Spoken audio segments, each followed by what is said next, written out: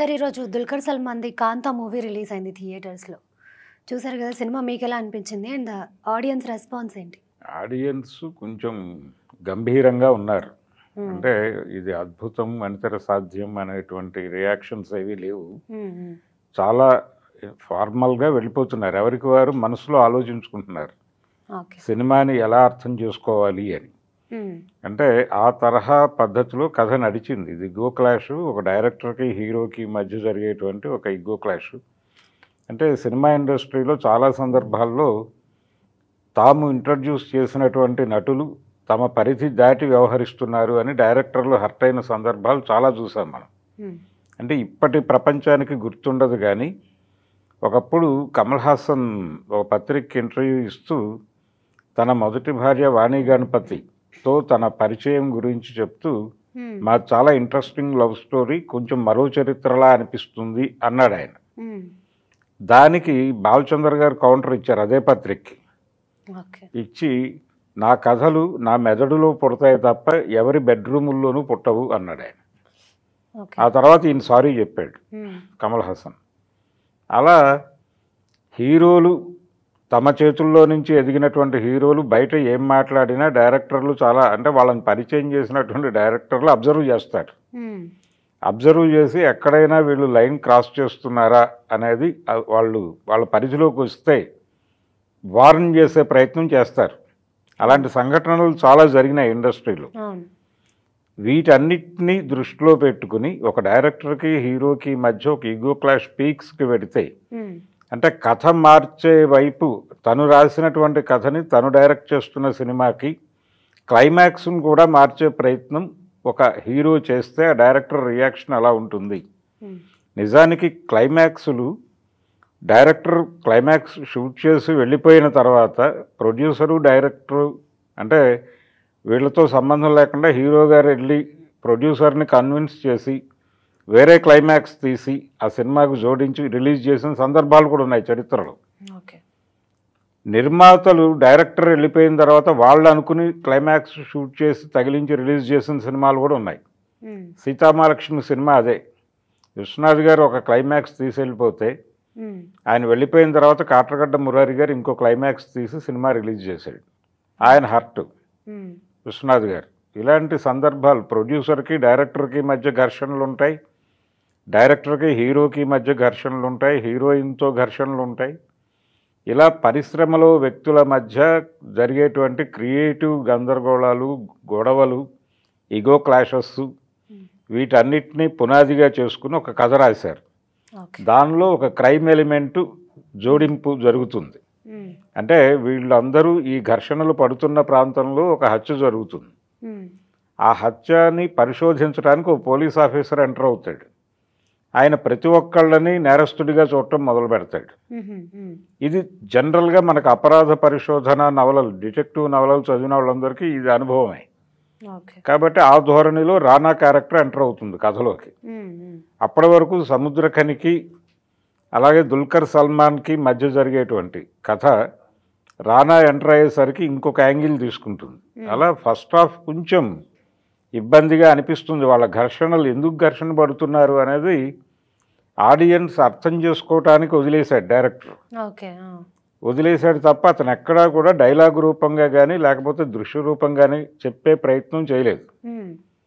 అలా నడుస్తూ ఉంటుంది కథ. హ్మ్. నడుస్తూ ఉండగా సడన్గా ఈ మర్డర్ జరగటము, పోలీసులు ఇన్వాల్వ్ అవటము, అక్కడి నుంచి ప్రతి ఒక్కళ్ళ క్యారెక్టర్ని హ్మ్. అసలు వీళ్ళు ఏమిటి, ఎలా వచ్చారు, ఏమిటి అనేది అప్పుడు మొదలవుతుంది. అంటే సెకండ్ హాఫ్ అంతా బాగుంది సినిమా. ఓకే. సెకండ్ హాఫ్ చాలా బాగుంది. క్లైమాక్స్ చాలా అద్భుతంగా నడిపాడు. హ్మ్. క్లైమాక్స్ అంటే నిజాన్ని ఎలా సమాధి చేస్తారు అనేది, అది ఆ సమాధి అయిపోయిన నిజం ఎంత భయంకరంగా ఉంటుంది అనేది చెప్పటం చివరి 20 నిమిషాలు చాలా అద్భుతంగా నడిపాడు డైరెక్టర్. ఓకే. కాబట్టి సెకండ్ హాఫ్ బాగుంది. పర్టికులర్గా క్లైమాక్సు, ప్రీ క్లైమాక్స్ అవన్నీ కూడా చాలా బాగా రాసుకున్నాడు అతను. అదే పునాది సినిమాకి. ఓకే. టోటల్గా మంచి సినిమా ఇది, తీయదగ్గ సినిమా. హ్మ్. అంటే సమాజానికి కూడా ఓ సందేశం ఇస్తాడు దానిలో. హ్మ్. అంటే రకరకాలుగా తీసుకోవచ్చు దాన్ని. పర్సనల్ ఈగో క్లాషెస్లోకి వెళ్ళిన తర్వాత హ్మ్. మనుషులు చాలా సెల్ఫ్ సెంట్రిక్గా మారిపోతారు. అవును. మారిపోయి నేను అనేది విపరీతం అయిపోయి ఉమ్, పక్క వాళ్ళ గురించి అస్సలు పట్టించుకోని పరిస్థితికి వెళ్ళిపోతారు. అవును.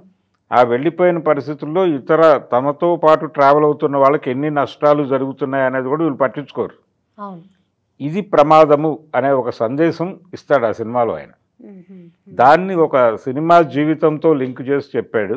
ఉమ్, అయితే ఈ సినిమాకి సంబంధించి ముందు ఒక స్పెక్యులేషన్ వచ్చింది. ఇది త్యాగరాజ భాగవతార్ అని తమిళ తెరకి మొదటి సూపర్ స్టార్ ఆయన. ఆయన జీవితంలో కూడా ఒక హత్య గొడవ ఉంది. అయితే ఒక జర్నలిస్ట్ని చంపారు అప్పుడు. ఓకే. ఓకే. హిందూ నేషన్ అనేటువంటి పత్రికకి ఉమ్, చెందినటువంటి ఒక జర్నలిస్ట్ని చంపారు అప్పుడు. ఉమ్, ఆ హత్య కేసులో ఆయన అరెస్ట్ అయ్యాడు. తర్వాత 3 ఏళ్లకు రిలీజ్ అయ్యాడు. అవును. అంటే మొదట కోర్టు కన్విన్స్ అయింది పోలీసులు సబ్మిట్ చేసినటువంటి సాక్ష్యాధారాలతో. ఉమ్, 3 సంవత్సరాల తర్వాత వీళ్ళు కమిటీకి రిఫర్ చేసినప్పుడు జ్యుడిషియల్ కమిటీ ఈ ఆధారాలు సరిపోవు అని చెప్పి ఆయన్ని రిలీజ్ చేసింది. నిర్దోషిగానే బయటకు వచ్చాడు ఆయన. అవును. అవును. బయటకు వచ్చాడు, తర్వాత సినిమాలు చేశాడు. 59లో చనిపోయాడు ఆయన. ఉమ్, అయితే ఆయన జీవితానికి సంబంధించిన సంఘటనలు తీసుకుని ఆయన అవమానపరిచే పద్ధతిలో ఈ సినిమా తీశారని ఆయన మనవడు ఒక కేసు వేశాడు అవును. మెడ్రాస్ హైకోర్టులో. ఉమ్, అది రేపు 18వ తారీఖు వాయిదా ఉంది. ఉమ్, కానీ ఆ కథకి దీనికి ఏ సంబంధం లేదు. ఓకే. అంటే త్యాగరాజ భాగవతార్ జీవితానికి ఈ సినిమాకి ఏ సంబంధం లేదు. ఆయన ఎపిసోడ్లో డైరెక్టర్ లేడు. అక్కడ నిజానికి ఒక కమెడియన్ను, అలాగే ఒక స్టూడియో ఓనర్ శ్రీరాములు నాయుడు ఆయన పేరు, ఆయనకి అలాగే ఈ త్యాగరాజ భాగవతారికి ఈ హిందూ నేషన్ జర్నలిస్ట్కి మధ్య జరిగిన గొడవ అది. ఉమ్, ఆ జర్నలిస్ట్ హత్య వీళ్ళందరూ కలిసి చేశారేమో అని ఒక అనుమానంతో కేసు బుక్ చేశారు. ఉమ్, కాబట్టి అది కాదు ఈ గొడవ. ఇది టోటల్గా వేరే. ఉమ్, ఇది ఇగో క్లాష్ గొడవ. క్రియేటివ్ సమస్యలు ఉద్భవిస్తే ఒక కంటెంట్ నడుస్తూ ఉన్న టైంలో దానిలో పార్టిసిపెంట్స్ మధ్యలో ఒక క్రియేటివ్ డిఫరెన్స్ వస్తే గొడవలు ఏ లెవెల్కి వెళ్తాయి ఓకే. అనే దాని మీద నడుస్తుంది కదా. ఉమ్, ఒక ఇంట్రెస్టింగ్ మర్డర్ మిస్టరీ కూడా దానిలోకి తీసుకొచ్చారు. ఓకే. అది బాగా నడిపారు ఆ 3 పాత్రలు. రానా వచ్చిన తర్వాత సినిమా వేగం పుంజుకుంటుంది. ఉమ్, నటుడిగా దుల్కర్ సల్మాన్ విశ్వరూపం చూపించాడు ఈ సినిమాలో. అలాగే రానా తన క్యారెక్టర్కి అవసరమైన రకరకాల ఎలిమెంట్స్ జోడించడానికి, అంటే ఆ కాలపు వ్యవహార శైలి ఎలా ఉండేదనేది తెలుసుకోవటానికి ఉమ్, ఆయన చాలా రీసెర్చ్ చేసి ఆ రీసెర్చ్ కనిపిస్తుంది అతని నటనలో, ఓకే. ఓకే. బిహేవియర్లో. ఉమ్, ఉమ్, అలాగే భాగ్యశ్రీ కూడా ఆ టైం హీరోయిన్స్ వాళ్ళ అటైరు, వాళ్ళ బిహేవియరు, సెట్స్లో ఎలా ఉండేవాళ్ళు అనేది కూడా పరిశోధించి అది తన బాడీ లాంగ్వేజ్లో నడిపింది. ఓ, అంటే తను ఇప్పటివరకు గ్లామర్ పాత్రలోనే మనం అవును. చూసాం. అవును. పెర్ఫార్మెన్స్ కూడా చేయగలదు అని ఈ సినిమాలో ప్రూవ్ చేసుకుంటాను. నైస్. అలా ప్రతి ఒక్క నటుడు, సముద్రఖని ఒక డైరెక్టరు ఉమ్, హీరో తన మాట వినని సందర్భం, ఉమ్, అంటే హీరో చప్పట్ల కోసం సన్నివేశం చేస్తున్నాడు, చప్పట్లతో సినిమాని చంపేస్తున్నారు వీళ్ళు. చప్పట్లు కాదు కావాల్సింది, సినిమా 50 ఏళ్ళు బతికిందా 100 ఏళ్ళు బతికిందా అనేది కావాలి. ఉమ్, కాబట్టి నిన్ను నువ్వు చప్పట్లకి పరిమితం చేసుకోకు ఓకే. అంటాడు హీరోతో. ఉమ్, అయితే హీరో గారు ఒక మాట అంటాడు, మీరు నన్ను పరిచయం చేశారు, మీ మీద నాకు ఆ రెస్పెక్ట్ ఉంది, కానీ మిగిలిన నా జీవితం అంతా నేను నిర్మించుకున్నదే, అవును. దీన్ని మీరు శాసించే ప్రయత్నం చేయకండి అంటాడు. ఉమ్, ఈ 2 డైలాగుల మధ్య ఘర్షణ సినిమా, అంతకుమించి ఏం కాదు. ఓ, ఓకే.